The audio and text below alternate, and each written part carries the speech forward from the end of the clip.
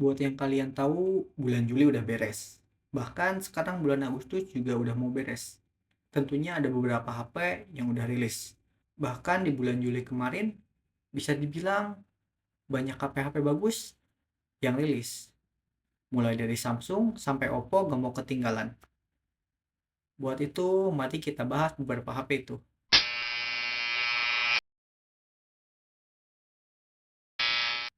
Yang pertama dari Samsung. Ngeluarin Galaxy Z Fold 6 dan Galaxy Z Flip 6. Bisa dibilang HP yang benar-benar bersaudara. Mungkin kalau dilihat dari spesifikasinya yang dipakai, mereka sama-sama didorong dengan chipset yang serupa, yaitu Snapdragon 8 Gen 3, bahkan RAM yang ditawarkan juga sama-sama, 12 GB dengan ROM-nya 256 dan 512 GB.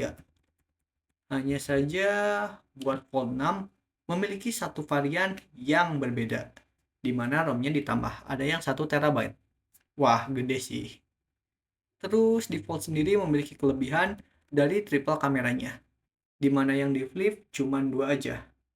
Ya wajar sih, karena buat nyesuaiin ukuran.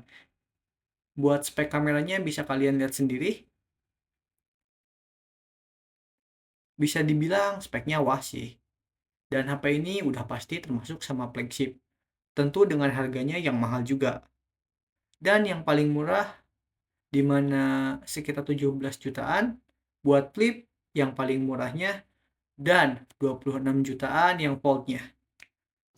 Jujur aja, kalau kalian kayak pengen beli HP ini buat sekedar main game doang, mending cari opsi HP lain.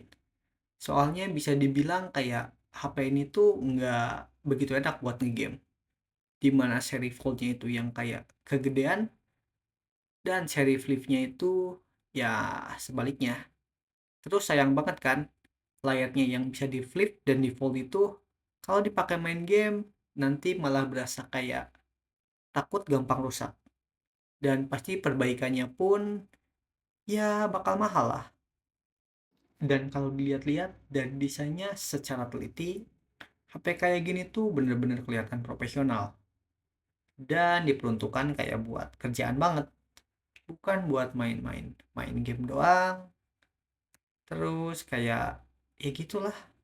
Dengan layarnya yang gede kayak mempermudah kita banget buat bekerja. Apalagi yang ilustrator juga mungkin bisa tuh jadi opsi lain selain pakai tab. Lanjut di Oppo. Mereka resmi rilis Reno 12 series di Indonesia akhir Juli kemarin. Meski diumumin di luar dari bulan Juni, untuk di Indonesia sendiri mereka launching di bulan kemarin. Terus mereka rilis 3 series. Ada yang Reno 12, Reno 12 Pro, dan Reno 12F. Untuk 12 dan 12 Pro mereka ditenagain sama chipset dari MediaTek yaitu 7300 energi. Sedangkan yang 12F beda sendiri, dimana dia paket 6300. Kalau dibandingin buat 7300 ya lebih unggul dan lumayan cukup jauh. Kalau dari RAM sama kapasitas ROM-nya series 12F ada dua. Ada yang 12 plus 256 sama 12 sama 512 GB. Sedangkan yang lainnya cuma ada di 12 sama 512. Kapasitas baterainya semuanya sama, sekitar 5000 mAh-an. Mungkin yang jadi pembedanya banget ada di kameranya. Sama-sama triple sih, 50 megapiksel juga. Tapi tampilan si 12F beda sendiri, di mana kamera di belakang kayak lingkaran gitu. Terus di mana yang lain udah bisa 4K, dia masih 1080.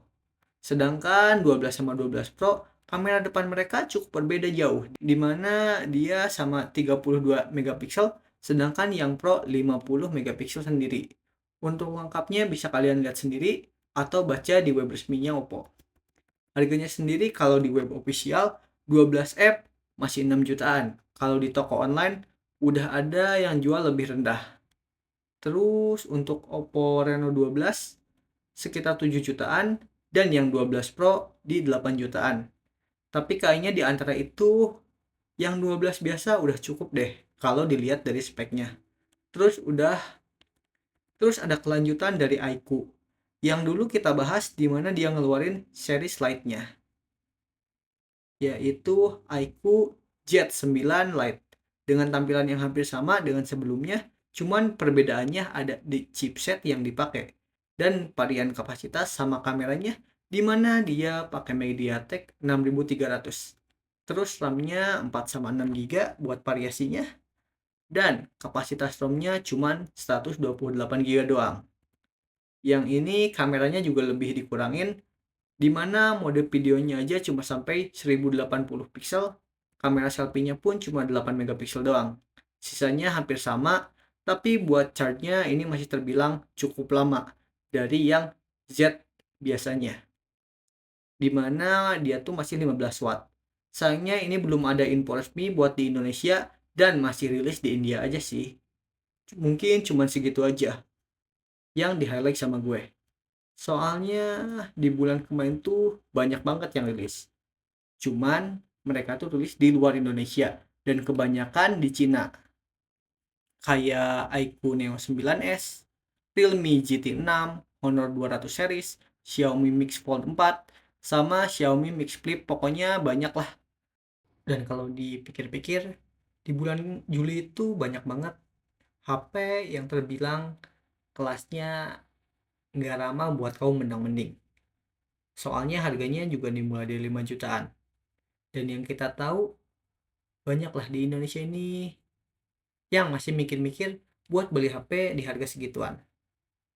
Tapi ya kalau kalian emang butuh banget, nggak masalah.